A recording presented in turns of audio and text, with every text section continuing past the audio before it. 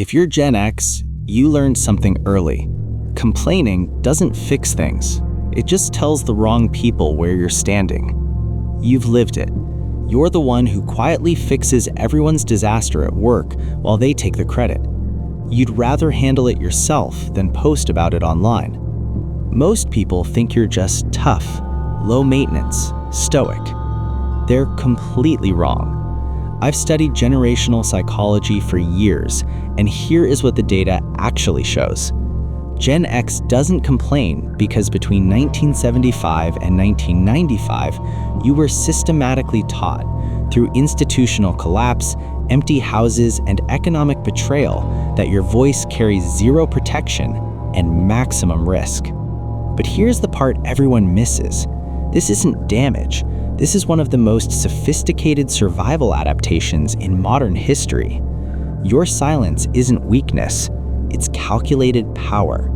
And as you're about to see, that makes you the most dangerous generation in the room. In this video, I'm breaking down the 4 forces that engineered Gen X silence, the deep psychology that explains your work habits, your silence, and why people keep mistaking you for something you're not.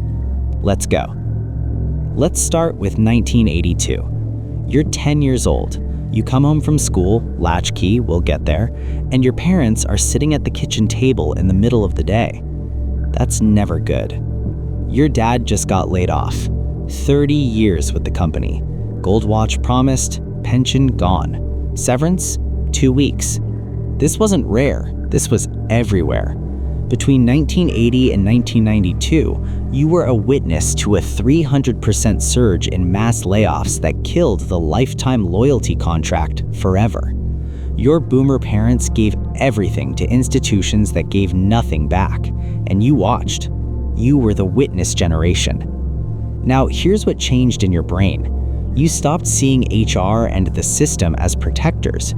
You started seeing them as predators in camouflage. Gen X is strategically compliant. You view complaining to HR the same way a gazelle views approaching a sleeping lion. You don't do it unless you want to be identified as a problem.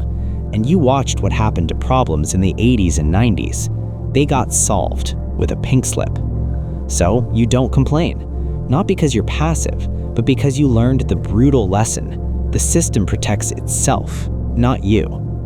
Now, this is where it gets dark. You're 8 years old. You get off the school bus and walk up to an empty house. You let yourself in with the key around your neck. Mom's at work, dad's at work. You're home, alone for 3, maybe 4 hours. Everyone calls you latchkey kids, but they miss the core mechanism. It's not that you were alone, it's that you had no audience. Complaining is a signal. It evolved to get a response. Comfort, protection, problem solving. But if there's no one there to respond, the signal becomes noise. It's wasted energy. Your brain developed something called instrumental emotional suppression, which is just the scientific way of saying you stopped screaming because you knew no one was home to hear it. You skinned your knee? Handle it. Failed a test? Figure it out. This wasn't character building. This was forced self-reliance that later got mistaken for strength. And here's the brutal part. That wiring doesn't go away. You're 55 now, and you still don't ask for help. Not because you don't need it, but because the circuitry was built when asking had zero ROI. This wiring is why Gen X leaders often struggle with delegation and vulnerability. I actually built a breakdown of how to recognize and rewire this specific survival trait in my newsletter. The link is below if you want it. Okay, now Gen X flips the entire script. You're demographically squeezed, sandwiched between the massive boomer generation and the digital native millennials, the middle child of history, overlooked, invisible. But you figured out that's your power, because the person who complains gets the attention, but the person who stays quiet gets the autonomy. Boomers complain loudly. They get committee meetings and bureaucracy. Millennials complain loudly. They get workshops and feedback sessions. Gen X stays silent, and you're left alone to run everything. You learned early, if you're loud, you get managed. If you're quiet, you get trusted with the keys. You don't need visibility, You need operational freedom, and silence buys that. Last piece. This ties everything together. You graduated into one of the worst job markets in history. Late 80s, early 90s, recession, corporate downsizing. You entered a labor market where entry-level competition increased by 40% while actual positions decreased. You weren't slackers, you were competing for scraps. And this created permanent wiring. You view stability as finite and fragile. Complaining is a luxury of an abundance mindset. It requires believing the system can absorb feedback. Gen X doesn't believe that because you watched the boat sink before. So when you're on a lifeboat that's already leaking, you don't complain about seating arrangements. You bail water and you stay quiet. Your legendary work ethic? It's not a moral virtue. It's a fear-based survival architecture. So there it is, the brutal truth. It's not toughness.